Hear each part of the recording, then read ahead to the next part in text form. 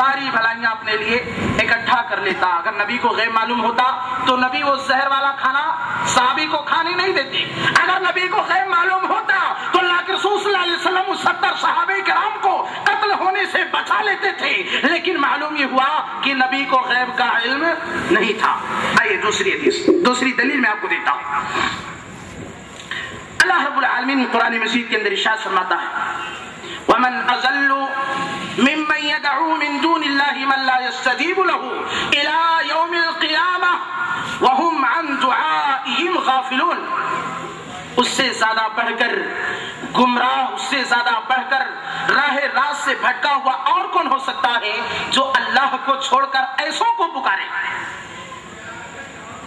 جو اس کے پکار سے غافل ہیں اور قیامت تک اس کی پکار کو نہیں سن سکتے، اس کی پکار سے غافل ہیں. مرنے والے کو خبر ہوتی ہے، مرنے والے کو علم ہوتا ہے، اس کو کوئی پکار رہا ہے.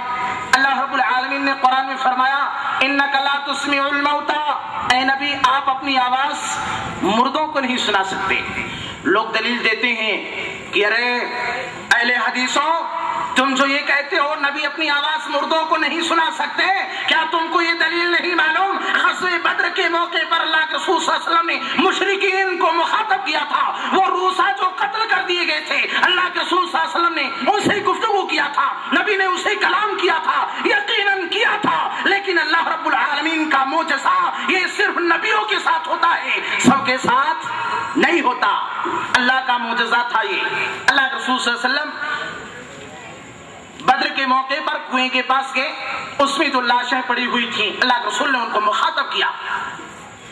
حضرت عمر فاروق رضی اللہ تعالی عنہ آئے، کہا اللہ کے رسول صلی اللہ علیہ وسلم آپ کن سے بات کر رہے ہیں؟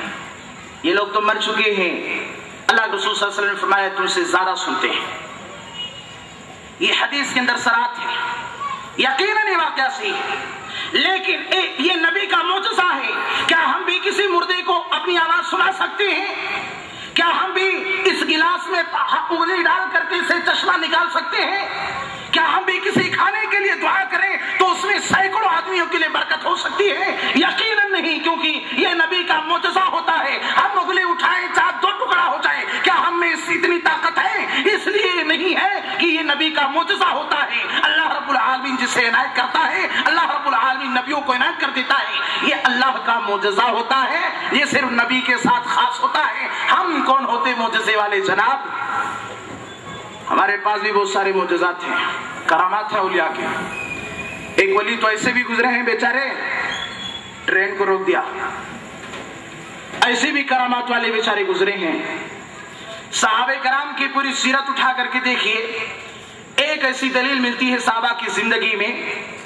صحابہ کرام جا رہے تھے، اندھیرا تھا، ان کے پاس عصا تھی، لاٹھی تھی، اس میں سے روشنی نکل رہی تھی جیسے ٹارچ سے نکلتا ہے.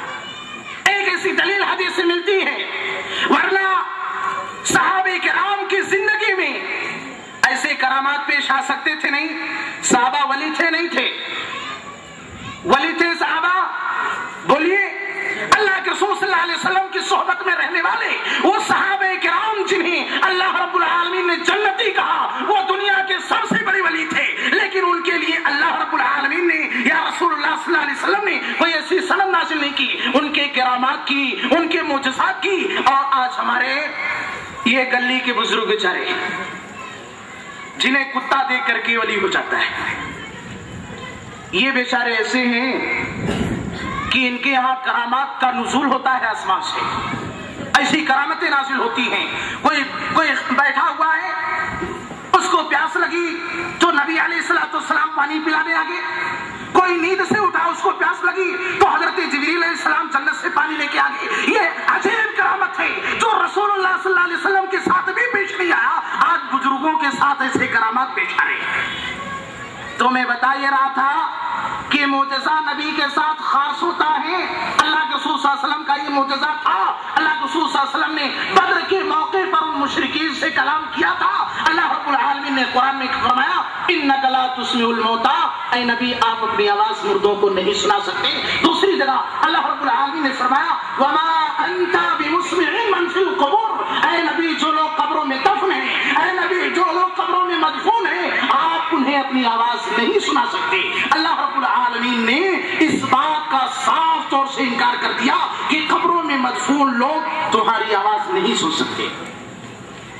ایک حدیث اور بیان کی جاتی ہے، صحیح حدیث میں ہے کہ جب مردے کو لے کر کے جایا جاتا ہے تو وہ آدمی چلاتا ہے، اگر نیک ہوتا ہے تو کہتا ہے جلدی لے چلو، اور اگر برا ہوتا ہے تو کہتا ہے چلاتا ہے مجھے کہاں لے جا رہے ہو۔ جب اسے دفن کر کے واپس لوٹتے ہیں تو وہ آنے والوں کی جوتیوں کی آواز سنتا ہے۔ یہ دلیل ہے۔ آپ کہتے ہیں کہ مردہ نہیں سنتا، اللہ رب العالمین قرآن میں کہہ رہا ہے مردہ نہیں سنتا، پھر حدیث میں نبی صلی اللہ علیہ وسلم نے فرمایا مردہ سنتا ہے۔ یہ عجیب بات ہے، کوئی کہہ رہا مردہ نہیں سنتا ہے، وہ مخصوص وقت ہوتا ہے، مخصوص پیریڈ ہوتا ہے جس میں اللہ رب العالمین اسے سنانا چاہتا ہے، اللہ رب العالمین سناتا ہے، یہ مخصوص وقت کے لیے ہوتا ہے۔ یقیناً یہ حدیث صحیح ہے، یقیناً مردہ چلنے والوں کی جوتیوں کی آواز سنتا ہے، لیکن یہ مخصوص ٹائم میں ہوتا ہے، ہمیشہ نہیں ہوتا۔ آپ جب کبھی جاؤ دروازہ کھول کر کے قبر والے کو پکار لو، بھائی باہر آ جاؤ تمہارے نکلنے کا ٹائم ہو گیا ہے، نہیں ہوتا۔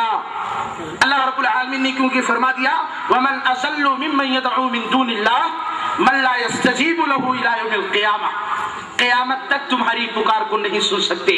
تم گمراہ ہو، تم سے زیادہ گمراہ کوئی اور نہیں ہو سکتا ہے جو تم قبر والوں کو پکارتے ہو، اور وہ قبر والے بیچارے تو اتنے بے بس ہیں کہ تمہاری پکار کو قیامت تک نہیں سن سکتے۔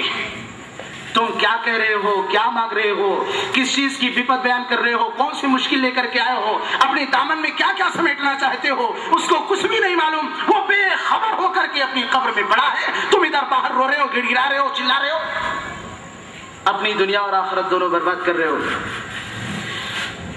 آئیے اللہ رسول صلی اللہ علیہ وسلم نے فرمایا، صحیح بخاری کی روایت ہے، عن ربيع بنت معوذ ابن عفرة رضي الله تعالى عنها قالت جاء النبي صلى الله عليه وسلم فدخل حين بنى علي فجلس على فراشي كمجلسك مني فجعلت جويريات لا يسربنا بالدف ويندبنا من قتل من آباء يوم بدر فقالت إحداهن وفينا نبي يعلم ما في غد قال دعي هذه وقولي بالذي كنت تقولين۔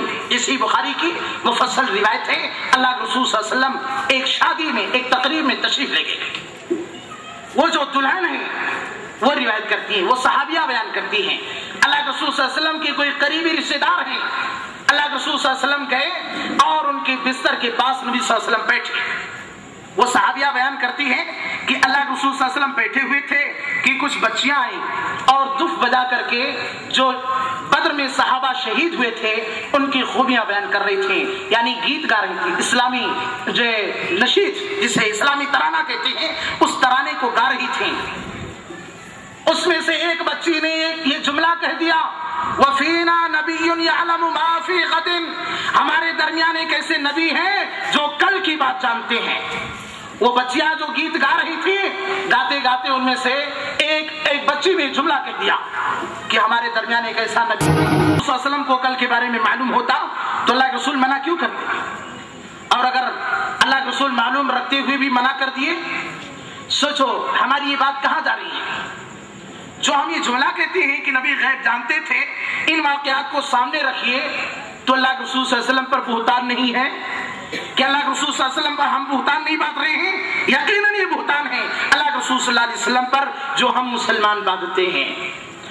اور ایک دوسری روایت ہے، امام بخاری رحمۃ اللہ علیہ نے اسے نقل کیا ہے، حضرت ام علا رضی اللہ تعالی عنہ روایت کرتی ہیں، قالت قال رسول اللہ صلی اللہ علیہ وسلم واللہ لا ادری وانا رسول اللہ ما يفعل بی ولا بکم، اللہ کی قسم میں نہیں جانتا، اللہ کی قسم میں نہیں جانتا، حالانکہ میں اللہ کے رسول ہوں، ما يفعل بی میرے ساتھ کیا انجام ہوگا، ولا بکم اور تمہارے ساتھ کیا ہوگا مجھے نہیں معلوم۔ جو آدمی غیب جانتا ہو قیامت سے لے کر کے، دنیا جب سے بنی ہے تب سے لے کر کے قیامت تک، وہ آدمی کہے گا کہ مجھ کو نہیں معلوم۔ آپ ہی تو کہتے ہیں کہ دنیا پیدا نہیں ہوئی تھی تبھی اللہ کے رسول صلی اللہ علیہ وسلم تھے۔ اللہ حضرت دادا آدم علیہ السلام نے نبی صلی اللہ علیہ وسلم کے وسیلے سے دعا کی تھی، تو جب نبی موجود تھے اور قیامت تک کی ساری چیزوں کو جانتے ہیں تو اللہ کے رسول صلی اللہ علیہ وسلم نے جملہ کیوں ارشاد فرمایا واللہ لا ادری، قسم تب کھایا جاتا ہے جب اپنی بات کے اندر پختگی پیدا کرنا ہوتا ہے، بات کو یقین دلانا مقصود ہوتا ہے۔ اللہ کی قسم میں نہیں جانتا، اللہ کی قسم میں نہیں جانتا کہ حالانکہ میں اللہ کا رسول ہوں، اللہ کے رسول صلی اللہ علیہ وسلم یہ بات بھی کہہ رہے ہیں کہ میں اللہ کا رسول بھی ہوں، لیکن پھر بھی مجھے نہیں معلوم کہ میرے ساتھ کیا ہوگا اور تمہارے ساتھ کیا ہوگا۔ غور کیجیے، ہم اپنے دامن کو پھیلا کر کے دیکھیں اللہ کے واسطے، ہمارے لیے نیوٹرل ذہن رکھیے، تعصب کو، فرقہ پرستی کو تھوک دو، اس کو ذہن سے نکال دو، اس کو سینے سے جو کدورت بھری ہوئی ہے اس کو ایک طرف رکھ دیجئے، کتاب و سنت کا مطالعہ کیجئے۔ اگر یقیناً بات سچی ہے تو باپ اور دادا کی ساری رسم و رواج کو توڑ کر کے حقیقی جو اسلام ہے، حقیقی جو توحید ہے، اللہ اور اس کے رسول کا جو منہج ہے، اللہ اور اس کے رسول کا جو طریقہ ہے، سلف صالحین کا جو طریقہ ہے، اسی طریقوں کو اختیار کیجئے، اسی میں ہمارے لیے نجات ہے۔ ایک اور واقعہ بیان کرتا ہوں جس کا ذکر اللہ رب العالمین نے قرآن میں بیان کیا ہے۔ حضرت عائشہ رضی اللہ تعالی عنہ، اما عائشہ رضی اللہ تعالی عنہ پر منافقوں نے تہمت لگائی تھی نعوذ باللہ کہ آپ سے زنا کا ارتکاب ہوا۔ اللہ کے رسول صلی اللہ علیہ وسلم نے، آپ صلی اللہ علیہ وسلم بھی پریشانی کے عالم میں، نبی کو بھی معلوم نہیں ماجرا کیا ہے، 1 مہینہ تک پریشان تھے۔ کتنے؟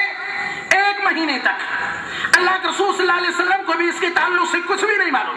صحیح بخاری کی حدیث نمبر 4750، 4750، یہ اللہ کے رسول صلی اللہ علیہ وسلم کی حدیث صحیح بخاری کی اس حدیث نمبر پر موجود ہے، جس میں اما عائشہ رضی اللہ تعالی عنہا پر تہمت لگایا گیا تھا۔ اللہ کے رسول صلی اللہ علیہ وسلم 1 مہینہ تک پریشان تھے۔ اب آپ بتائیے، جس کو سب معلوم ہو وہ پریشان رہ سکتا ہے؟ اللہ رب العالمین نے جب سورہ نور کے اندر اما عائشہ رضی اللہ تعالی عنہا کی پاکیزگی میں قرآن کی آیتیں نازل کی تو نبی کو معلوم ہوا کہ یقیناً عائشہ سچی ہے اور یہ منافقین جھوٹے ہیں، انہوں نے غلط الزام لگایا ہے۔ تب اللہ کے رسول صلی اللہ علیہ وسلم کو جا کر معلوم ہوا، میرے عزیزو قرآن اٹھا کے دیکھو، سورہ نور میں اللہ رب العالمین نے اما عائشہ رضی اللہ تعالی عنہا کے تعلق سے بیان کیا ہے، ان کی پاکیزگی کے تعلق سے اللہ نے عرش سے قرآن نازل کیا، اور نبی 1 مہینے تک پریشان رہے۔ کیا مطلب ہے اس واقعے کا؟ کیا مقصد ہے بیان کرنے کا؟ پریشان ہونے کی ضرورت کیا ہے؟ اگر ہم کو معلوم ہے کہ حقیقت کیا ہے تو ہم کیوں پریشان ہوں؟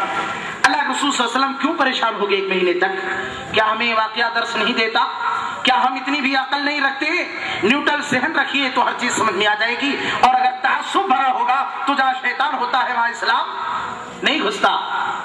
تو آپ شیطان کو نکالیے تو اسلام کی باتیں گھسیں گی۔ جب آپ اس شیطان کو بھگائیں گے، اس تعصب کو نکالیں گے، تو اللہ اور اس کے رسول کا جو کلام ہے، اللہ اور اس کے رسول کا جو فرمان ہے، وہ آپ کے دلوں کا نور بن جائے گا، آپ کے سینے کو منور کر دے گا۔ اسلام کی جو اصل نعمت ہے یعنی توحید، اس سے آپ مالا مال ہو جائیں گے۔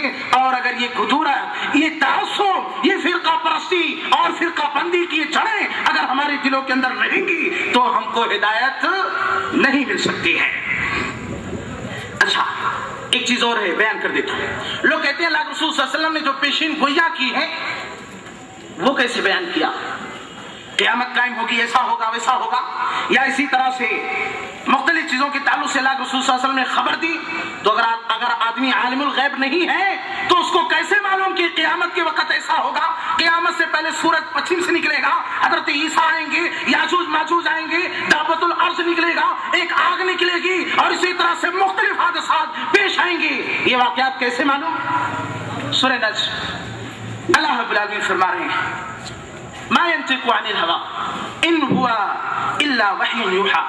نبی اپنی خواہش سے، نبی اپنی مرضی سے کچھ بھی نہیں کہتے، جو کچھ بھی کہتے ہیں وہ اللہ کی جانب سے وحی ہوتی ہے۔ مسئلہ کلیئر ہو گیا؟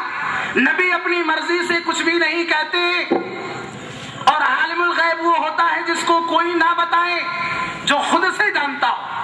اور نبی کو کون بتا رہے ہیں؟ اللہ رب العالمین۔ عالم الغیب کی تعریف یہ ہے جو ساری چیزوں کے تعلق سے خود سے جانتا ہو، اس کو کوئی نہ بتائے، اور اللہ کے رسول صلی اللہ علیہ وسلم کو اللہ رب العالمین بتا رہے ہیں۔ اللہ رب العالمین کہہ رہے ہیں وَمَا يَنطِقُ عَنِ الْهَوَىٰ، نبی اپنی مرضی مرضی سے کچھ بھی نہیں کہتے، جو کچھ بھی کہتے ہیں وہ اللہ کی وحی ہوتی ہے۔ تو اب عالم الغیب کون ہوا؟ عالم الغیب کی تعریف یہ ہے جو خود سے جانتا ہو، جس کو کوئی نہ بتائے، جو ہر پوشیدہ چیز کو، ہر ظاہر چیز، ہر پوشیدہ ظاہر چھپی ہوئی جتنے بھی چیزیں ہیں سب کا علم خود سے رکھتا ہو، جس کو کوئی اور نہ بتائے۔ ایک واقعہ سناؤ، میں ایک تنظیم میں کام کرتا تھا، اس تنظیم میں اتفاق سے کئی مسلک کے علماء، دیوبندی، بریلوی، حنفی، تبلیغی، اہل حدیث، جماعت اسلامی، ہر مسلک کے علماء تھے اس میں، اور میں اتفاقاً ایک ہی اہل حدیث، ایک جو ہے بریلوی اور ایک دیوبندی عالم، اور میرا تینوں کا سابقہ ہوا۔ ہم لوگ ایک جگہ گئے اس تنظیم کی ترقی کے لیے، کام کرنے کے لیے، تو اس میں سے جو بیچارے بریلوی عالم تھے، انہوں نے، میں نے تو کسی سے کچھ بھی چھیڑ چھاڑ نہیں کی، انہوں نے مجھ کو چھیڑنا چاہا، مجھ سے کہا کہ ایک بات سنا ہے میں نے کہ اہل حدیث سے 50 سال پہلے کی پیداوار ہے۔ تو میں نے کہا آپ کو اہل حدیث کے تعلق سے کچھ معلوم ہے جناب؟ ہاں بالکل معلوم ہے۔ میں نے کہا آپ بتائیے اہل حدیث کا منہج کیا ہے؟ تو لوگ قرآن حدیث کے بارے میں کہتے ہیں قرآن کو مانو، حدیث کو مانو۔ تو میں نے کہا 1400 سال پیچھے جاؤ اور نظر دوڑاؤ صحابہ کرام پر، اگر آپ کو اتنا معلوم ہے کہ اہل حدیث کا منہج قرآن و حدیث ہے، تو آپ 1400 سال پیچھے جاؤ اور دیکھو صحابہ کرام کا منہج اسی قرآن و حدیث کے علاوہ کچھ اور تھا؟ اگر نہیں تھا تو تم مانو کہ اہل حدیث 1400 سال پہلے تھے اور قیامت تک بھی